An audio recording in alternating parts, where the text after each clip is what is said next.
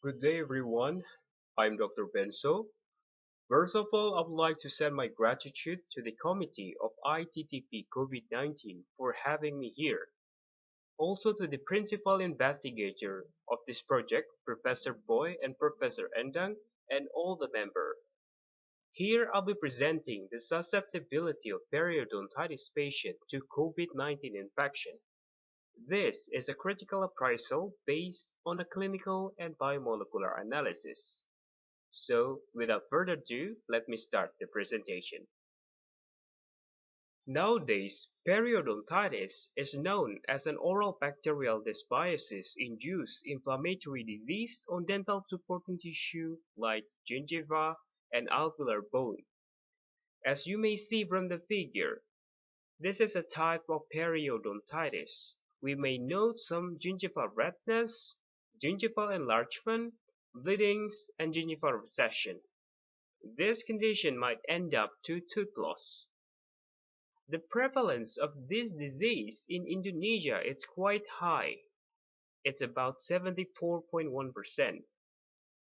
Further, periodontitis itself is related to other systemic diseases through several mechanisms. One of them is the inflammations. And regarding the COVID-19, it shows that the hyperinflammatory response impact, thereby causing the unwanted outcomes. Here is the illustration on how and why periodontal disease and COVID-19 are connected. As you may see from the top of the figure, periodontal problem that is initiated by the dental plaque and deposit of biofilm may cause a local inflammations. It is obvious that periodontal pathogen might increase the abundance and transfer to the blood circulation and cause a systemic inflammations.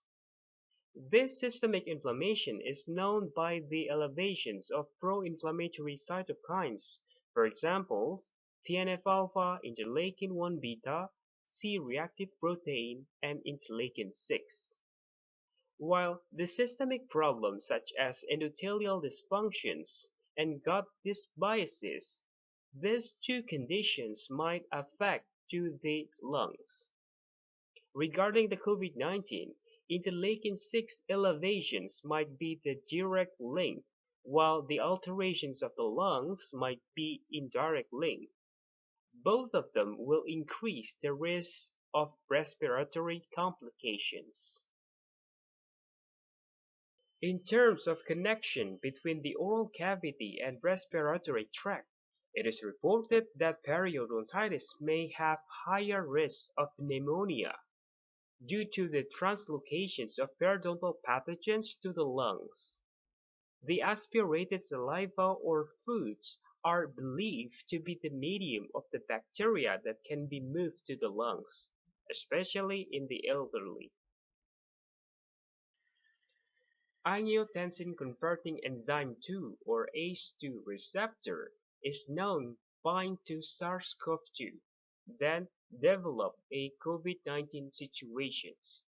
As you may see from the illustrations on the left side, in the healthy subject, ACE2 receptors are expressed in the oral mucosa and salivary glands, while in the COVID-19 patients, the bind of SARS-CoV-2 to ACE2 receptor will increase the cytokine productions and cause periodontal inflammations.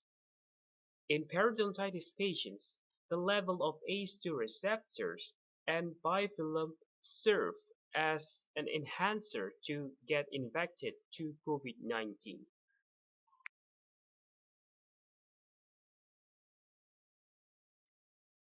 From this slide, I can tell that better understanding regarding the connection between oral and systemic disease might help us to improve our treatment strategy and management. Oral health and systemic health are related one to another. Here is the scheme how COVID-19 and periodontitis are related as proposed by Koch et al. In 2021. As I mentioned earlier, periodontitis may affect to systemic diseases such as diabetes, cardiovascular disease, obesity, thereby causing oxidative stress condition. Oxidative stress condition will induce cytokine productions. Hyperresponse of cytokine might increase the morbidity and/or mortality rate. As you may see, COVID-19 might exacerbate through at the level of periodontitis, systemic disease, and systemic inflammations.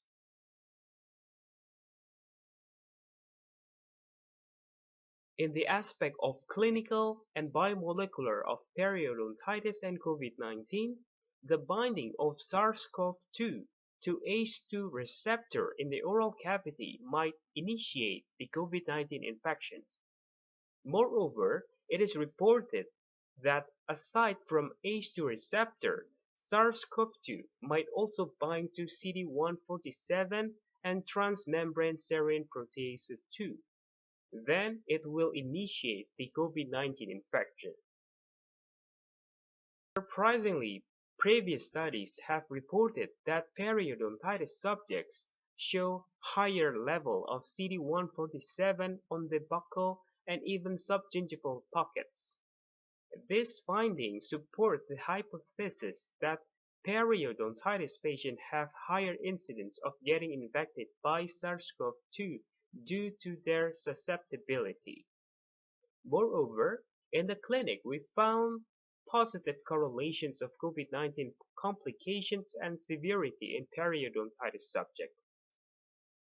All, to the best of our knowledge, evidence shows that periodontitis and COVID-19 share inflammatory reaction site.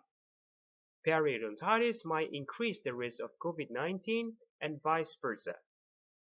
Severe periodontitis tends to increase the risk of COVID-19 complication and even worse.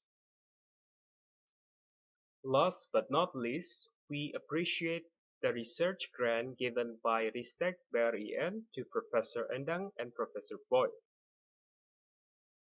Here are the references that I used and cite to support my presentation. Thank you very much for your kind attention and have a great day.